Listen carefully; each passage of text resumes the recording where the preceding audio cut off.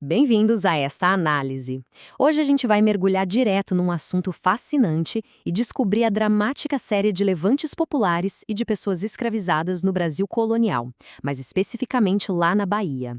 A ideia aqui é desembaraçar uma história de resistência super complexa. Pensemos no seguinte cenário: ali no finalzinho do século XVIII e início do século XIX. A gente tem um período em que as estruturas do império estavam sob uma pressão imensa, e o anseio por liberdade criava faíscas que, olha, ameaçavam incendiar todo o sistema escravocrata da época. Mas, afinal, a Bahia quase virou um novo Haiti? Bom, para entender o tamanho dessa possibilidade, a gente precisa explorar as tensões psicológicas fortíssimas que dominavam a elite colonial daquele período. A grande questão que ecoava sem parar nos corredores do poder era exatamente esse medo, o pavor constante e paralisante de que a massiva população escravizada se levantasse em uníssono, tomasse o controle de tudo e virasse a ordem social de cabeça para baixo. E não era só uma preocupação distante, tá? Era um temor diário que moldava literalmente todas as decisões políticas e militares daquele momento. E é exatamente por isso que a gente precisa olhar para a nossa primeira parte, o fantasma de São Domingos. Olha só, o mundo ocidental estava sendo sacudido por revoluções, e o sucesso de um Haiti livre serviu como um verdadeiro fantasma para quem estava no poder. As autoridades coloniais olhavam para a Revolução Francesa e para o Levante em São Domingos como, usando as palavras deles, verdadeiras cenas de horror. Lendo os textos históricos originais, a gente percebe o quanto o grito de liberdade, igualdade e fraternidade era visto com um pânico extremo. A elite temia que, se esse clamor ganhasse força na Bahia e libertasse as pessoas escravizadas, a região ia passar por uma reviravolta sem precedentes. O Haiti era a prova viva de que o que parecia impossível podia sim acontecer. E o resultado desse medo todo a gente consegue ver na arquitetura. Aqui na tela a gente tem o Forte do Barbalho, que ilustra perfeitamente como Salvador era um ambiente colonial denso, tenso e fortemente militarizado. As autoridades investiam pesado na infraestrutura militar. E não era só para se proteger de invasores de fora, não. Era também um lembrete físico e constante de poder e controle em cima da população local. Era um verdadeiro caldeirão sob pressão, onde a força bruta tentava a todo custo conter um desejo inevitável de liberdade. Então vamos dar uma olhada na linha do tempo para desembaraçar as coisas. Em vez de olhar para essas rebeliões como casos isolados, as fontes mostram uma escalada que é impressionante. Tudo começa com um alerta mais ideológico, lá em 1798. Quase 10 anos depois, em 1807, a coisa passa para ação armada com cerca de 200 pessoas. E, num ritmo crescente, a gente chega a um monumental ano de 1813. É uma evolução clara ao longo de 15 anos, transformando pequenos grupos de conspiradores em formidáveis marchas armadas. O nosso ponto de partida, o primeiro alerta, rolou em 1798.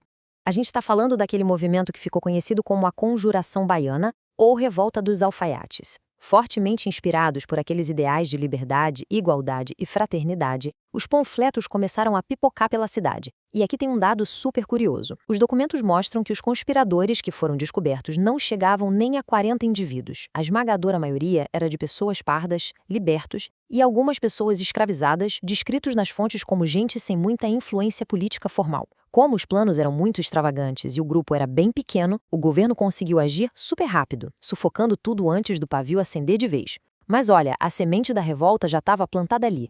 Avançando um pouquinho, a gente chega ao Levante Uçá, em 1807. Foi aí que toda aquela tensão contida finalmente transbordou para o confronto físico aberto.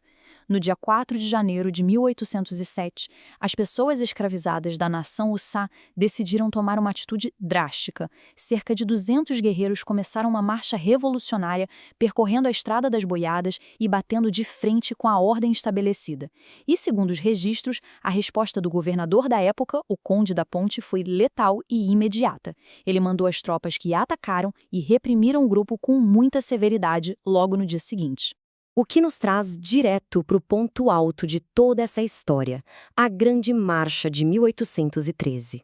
Sabe, existe uma narrativa histórica super comum que acaba misturando os fatos. Muita gente diz que, em 1807, mais de 500 negros da nação Uçá começaram uma marcha de madrugada até um rio, onde foram parados pelo Conde da Ponte.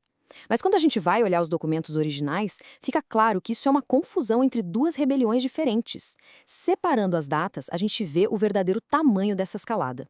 Em 1807, a gente tinha um grupo de 200 pessoas marchando na Estrada das Boiadas. Mas em 1813, esse número mais do que dobrou. Foram mais de 500 combatentes da nação Ussá numa rebelião extremamente coordenada que, aí sim, tinha como destino um rio. A capacidade de articulação deles cresceu de um jeito assustador para o governo colonial. A logística dessa rebelião de 1813 foi um negócio de uma precisão tática impressionante. Tudo começou às 4 da matina do dia 28 de fevereiro, com grupos saindo de diferentes armações, tipo a do Visconde do Rio Vermelho e outras propriedades ali perto. O plano era ousadíssimo: marchar até o rio Juanes, atravessar e se juntar a outros rebeldes aliados que já estavam esperando lá no recôncavo baiano. Só que, infelizmente para a resistência, antes que eles conseguissem cruzar o rio e formar um exército gigante, eles foram interceptados e derrotados pelas tropas da Legião da Torre, comandadas pelo Major Rocha Lima.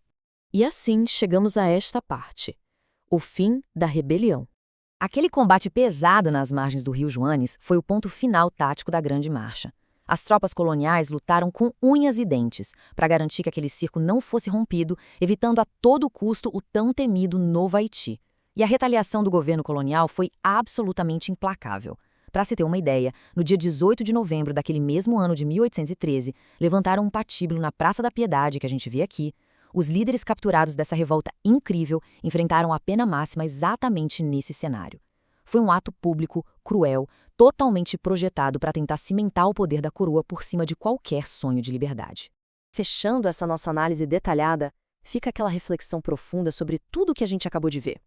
Como é que essas ondas sucessivas de resistência indomável da nação Ussá, que começaram com alguns panfletos e evoluíram para exércitos de centenas de guerreiros nas madrugadas da Bahia, moldaram a trajetória da história do Brasil?